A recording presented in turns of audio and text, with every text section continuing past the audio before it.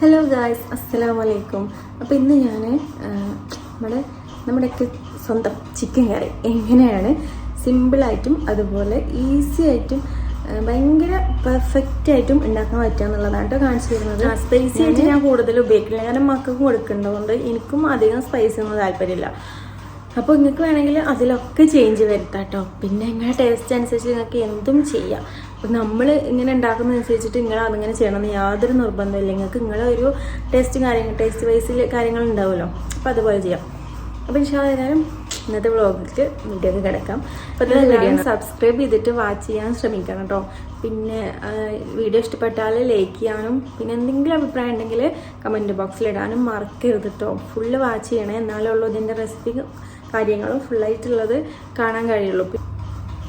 അപ്പം ഇനി ഒരുപാട് ഇങ്ങനെ പറഞ്ഞ് നീട്ടുന്നില്ല. അതായത് നമുക്ക് ഇന്നത്തെ കുക്കിങ്ങിലോട്ട് കിടക്കാം കേട്ടോ.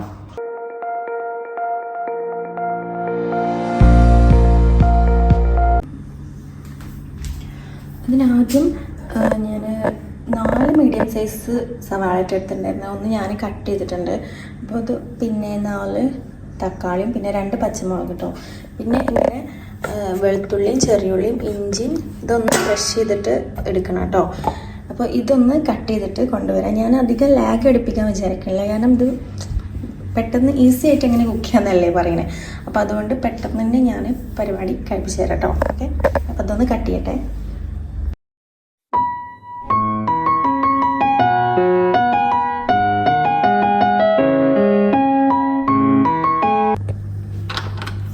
പിന്നെ ഇതൊന്ന് കേട്ടോ ഗ്യാസിൽ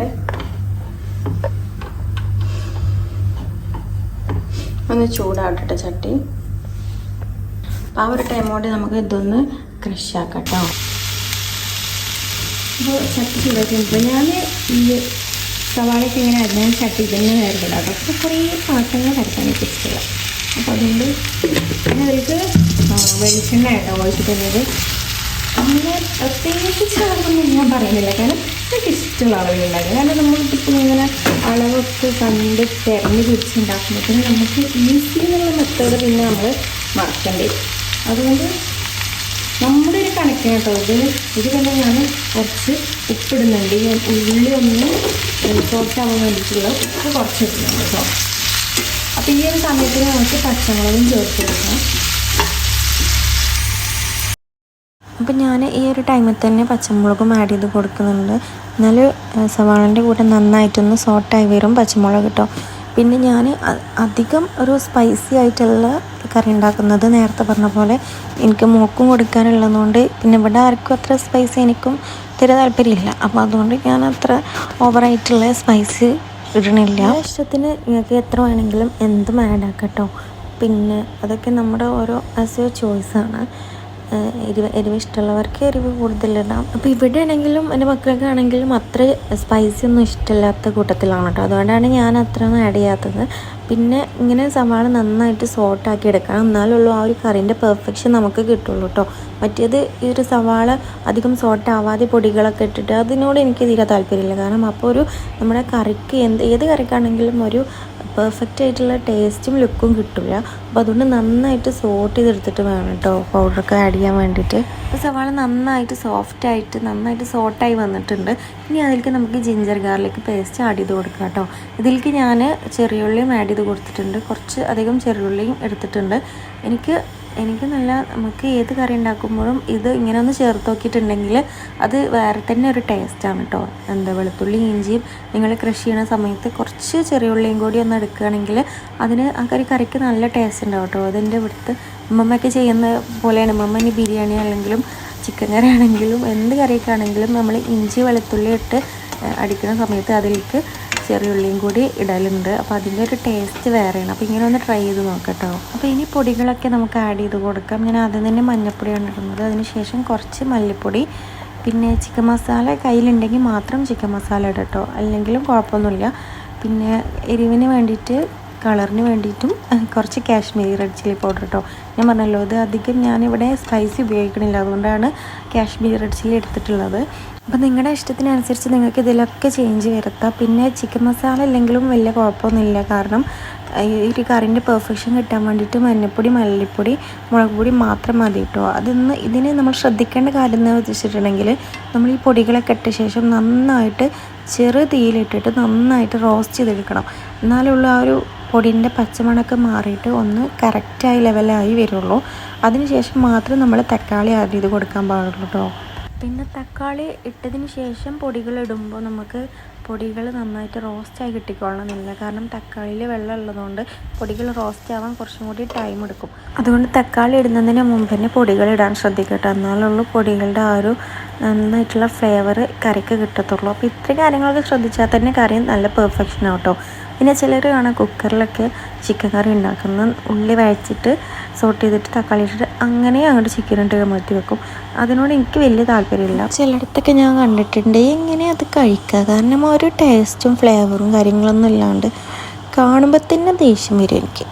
അപ്പോൾ ഏതായാലും നമ്മുടെ തക്കാളിയൊക്കെ നന്നായിട്ട് സോഫ്റ്റായിട്ട് വന്നിട്ടുണ്ട് കേട്ടോ. നന്നായിട്ട് കുക്കായിട്ടുണ്ട്. ഇനി ചിക്കൻ ആഡ് ചെയ്ത് കൊടുക്കാം. നിങ്ങളുടെ കയ്യിൽ ഉള്ള അളവിനനുസരിച്ചിട്ടുള്ള അത് വേണം കേട്ടോ എടുക്കാൻ വേണ്ടിയിട്ട്. കാരണം ഇപ്പം ഞാൻ 1 കിലോ ചിക്കനാണ് എടുത്തിട്ടുള്ളത്. അതിലേക്കാണ് 4 സവാളയും 4 തക്കാളിയും കാര്യങ്ങളൊക്കെ എടുത്തിട്ടുള്ളത് കേട്ടോ. ഇനി കൂടുതൽ എടുത്താലും കുഴപ്പമൊന്നുമില്ല. കാരണം കുറച്ചധികം മസാല ഉണ്ടായിട്ട് എനിക്ക് അധികം ഓവറായിട്ടുള്ള മസാല താല്പര്യമില്ലാത്തതുകൊണ്ടാണ് ഞാൻ കുറച്ച് മാത്രം എടുത്തിട്ടുള്ളത് കേട്ടോ. അപ്പോൾ നിങ്ങൾക്ക് നിങ്ങളുടെ ഇഷ്ടത്തിനനുസരിച്ച് സവാളയിലും തക്കാളിയിലും എല്ലാത്തിലും മാറ്റം വരുത്താം കേട്ടോ. ഇനി നന്നായിട്ട് മിക്സ് ചെയ്തെടുക്കാം കേട്ടോ. ഈ ഒരു ചിക്കനിൽ നിന്ന് തന്നെ അത്യാവശ്യം വെള്ളം വരും കേട്ടോ കുറച്ച് ടൈം കഴിഞ്ഞാൽ. അതിന് ശേഷം മാത്രം നമ്മൾ വെള്ളം ആഡ് ചെയ്ത് കൊടുത്താൽ മതി. ഇനി ഈ ഒരു ടൈമിൽ നമുക്ക് ആവശ്യത്തിനുള്ള ഉപ്പ് ചേർത്ത് കൊടുക്കുക. അപ്പോൾ നിങ്ങൾക്ക് ഓരോ ടേസ്റ്റിനനുസരിച്ചുള്ള ഉപ്പും കാര്യങ്ങളും ചേർത്ത് കൊടുക്കാം കേട്ടോ. ചിക്കന് നേരെ കഴുകി വെക്കുമ്പോൾ ഒരു പാത്രത്തിലാണ് വെക്കണമെന്നുണ്ടെങ്കിൽ അതിന് വെള്ളം ഇറങ്ങും. പക്ഷേ ചിലർ കഴുകി ഒരു ഓട്ടപ്പാത്രം പോലുള്ള ഒരിതിൽ ഊറ്റാൻ വേണ്ടി വെക്കുമ്പോൾ ചിക്കനത്തെ വെള്ളം ഫുള്ള് വെറ്റായിങ്ങാണ്ട് വെള്ളം ഒക്കെ കഴിഞ്ഞിട്ടുണ്ടാകും. അപ്പോൾ നമ്മൾ വെള്ളം ആദ്യം തന്നെ ആഡ് ചെയ്ത് കൊടുക്കണം. അപ്പോൾ ഞാൻ അങ്ങനെയായിട്ട് ചെയ്തിട്ടുണ്ടായിരുന്നത് ഒരു ഓട്ടപ്പാത്രത്തിലായിരുന്നു ഞാൻ കഴുകിയിട്ട് ഇട്ടത്. അതുകൊണ്ട് തന്നെ ചിക്കനിൽ വെള്ളം ഇറങ്ങാൻ കുറച്ച് പണിയാണ്. അപ്പോൾ അതുകൊണ്ട് ഞാൻ കുറച്ച് വെള്ളം ആഡ് ചെയ്ത് കൊടുത്തിട്ടുണ്ട് കേട്ടോ. ഇനി നമുക്ക് തിള വന്നതിന് ശേഷം ആവശ്യാനുസരണം വെള്ളം പിന്നീട് ഒഴിച്ച് കൊടുക്കാം. അപ്പോൾ ചിക്കൻ കറി നന്നായിട്ട് തിള കാര്യങ്ങളൊക്കെ വന്നിട്ടുണ്ട് കേട്ടോ. പിന്നെ നന്നായിട്ട് കുക്ക് ചെയ്തെടുക്കണം. മീറ്റും കാര്യങ്ങളൊക്കെ നമ്മൾ നന്നായിട്ട് കുക്ക് ചെയ്തതിന് ശേഷം മാത്രം കഴിക്കാൻ പാടുള്ളൂ കേട്ടോ. അപ്പോൾ ഞാൻ പിന്നെ മോൾക്ക് കൊടുക്കാനുള്ളത് കൊണ്ടും പ്രത്യേകിച്ച് ഞാൻ നന്നായിട്ട് കുക്ക് ചെയ്തെടുക്കും ചിക്കനും കാര്യങ്ങളൊക്കെ. അപ്പോൾ ഇത് നന്നായിട്ട് ഇപ്പോൾ ആയിട്ടുണ്ട് കേട്ടോ. നന്നായിട്ട് കുക്കായി വരുമ്പോൾ ഞാൻ ലാസ്റ്റ് കുറച്ച് കറിവേപ്പില കൂടി ചേർത്ത് കൊടുക്കണം കേട്ടോ. അത് നിങ്ങൾക്ക് ഏത് സ്റ്റേജിൽ വേണമെങ്കിലും ചേർക്കാം.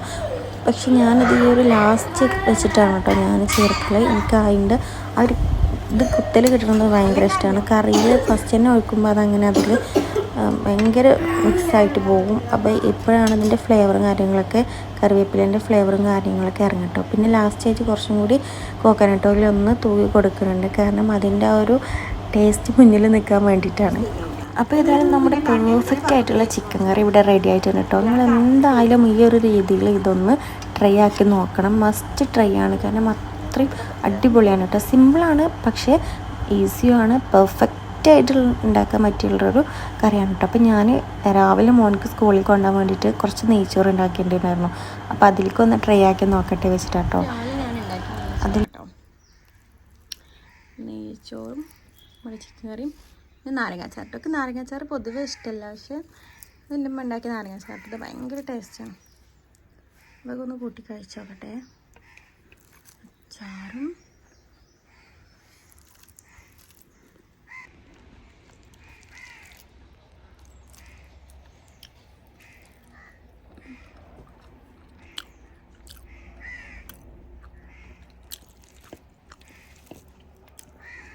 എല്ലാവരും ഇങ്ങനെ ഒന്ന് ട്രൈ ആക്കി നോക്കിട്ടോ.